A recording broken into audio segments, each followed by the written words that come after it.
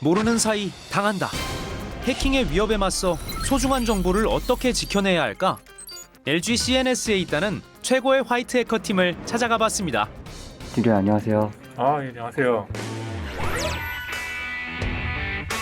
최정의의 화이트 해커 역량을 갖춘 인원들을 모아서 20명 정도로 구성되어 있습니다. 요즘 보안 공격들이 워낙 다양해지고 있고 재택근무 환경 그리고 DX 전환 같은 신기술 도입이 많기 때문에 기술을 이해를 하고 그 서로의 연관을 분석을 해서 취약점을 잘 찾을 수 있는 역량 있는 화이트 해커들이 많다. 군사훈련에서 아군을 블루팀, 적군을 레드팀이라고 부르는데 레드팀은 철저히 적군인 해커의 시각에서 공격해 편견을 깬 새로운 관점으로 취약점을 발견합니다. 그렇다면 레드팀의 실력 어느 정도일지 궁금해지는데요.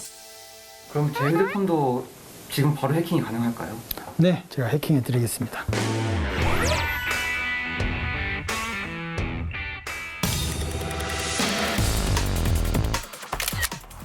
사진이 찍혔고요. 소리 났어요. 이게 피디님의 얼굴이 나오고 있습니다. 이제 카메라를 해킹해가지고 사진을 마음대로 찍은 거네요. 네, 맞습니다. 뿐만 아니라 업무 중에 주고받은 문자 내용과 통화 기록까지 모두 한순간에 유출됐습니다. 여기 또 다른 화이트 해커분이 있는데요. 네, 지금 뭐 하고 계신 건가요? 저는 요즘 자동화 공장들의 취약점을 분석하기 위해서 기기를 분석하고 있는 중입니다. 공장이 스마트해진 만큼 그 핵심 제어 장치가 해킹당하면 자칫 큰 사고로 이어질 수 있는데요. 실제 외국의 한 공장에서 유해 화학 물질이 누출된 사례도 있었습니다. 정보를 읽으면 어떤 거를 할 수 있나요? 최종적으로는 공장을 멈추게 해서 막대한 피해를 발생시킬 수 있을 것입니다.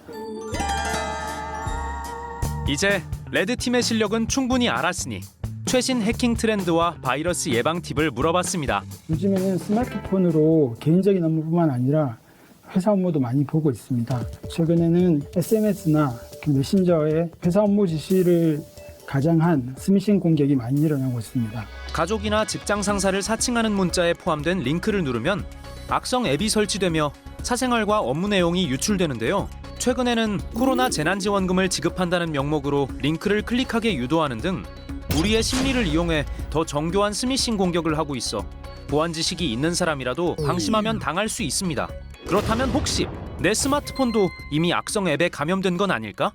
자기도 모르게 사진 촬영이 된다거나 발송한 적 없는 때 지인으로부터 문자나 메시지가 회신이 온다거나 이런 것들이 있으면 조금 의심해야 될 수도 있고요. 표면적으로 해커가 다운로드를 받고 전송할 때 데이터 사용량이 많이 늘어날 수 있습니다. 데이터 사용량이 평소보다 많이 늘어난다거나 배터리가 평소보다 빨리 달린다거나 이런 현상이 발생하면 뒤에서 뭔가 작업이 이루어지고 있다라고. 그리고 설치한 적 없는 앱이 보이는 경우까지.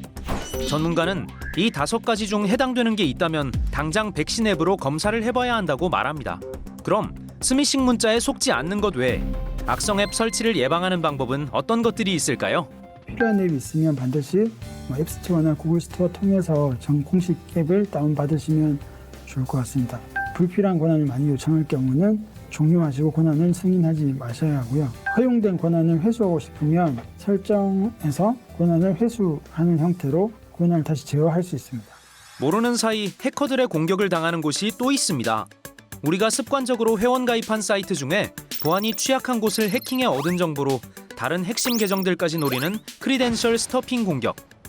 최근에 화두가 되었던 연예인들의 핸드폰 해킹 사건이나 노출이 되었을 때 그 정보들이 다크웹에 올라가서 모든 해커들의 공격 대상이 되고 N차 피해가 발생하는 그런 위협이 있을 수 있습니다. 유출된 정보로 직장인들의 업무 메일까지 위협하는 해커들. 만약 취약한 사이트가 해킹되는 걸 막을 수 없다면 어떻게 우리의 업무 계정을 지킬 수 있을까요? 회사 계정 아이디를 본인이 평소에 사용하던 이메일이나 카카오톡 아이디 등을 그대로 사용했을 때 해커들은 그 아이디만을 가지고도 무차별 대입 공격 등을 통해서 사내 시스템에 침입하는 노력을 할 수 있기 때문에 아이디를 다르게 쓰는 것도 유효한 방법이 될 수 있습니다. 아이디 패스워드만 입력하지 않고 2단계 인증을 통해서 안전하게 로그인할 수 있도록 최근에는 재택근무 등의 문화가 확산되면서 영상회의를 되게 자주 하고 있는데요. 영상회의에는 꼭 그 URL에 패스워드를 설정하고 패스워드는 이메일에 포함시키지 않고 따로 공유하여서 안전하게 자료를 공유할 수 있는 환경을 만들어야 할 것 같습니다. 그럼 혹시 패스워드를 기억하기 쉬우면서도 보안성도 우수하게 관리하는 화이트 해커만의 꿀팁이 있는지 물어봤습니다.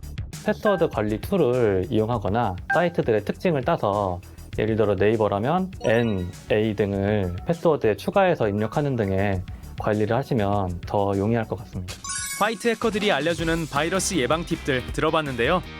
해킹 수법이 다양해지고 있는 만큼 오늘 알려드린 꿀팁들은 꼭 실천해야 한다는 거 잊지 마세요. 스마트폰은 개인 사적인 공간이기도 하지만 공적인 공간이기도 합니다. 계정과 패스워드 정보는 본인의 모든 것이라고 생각을 하고 꼭 지켜주시길 바라겠습니다.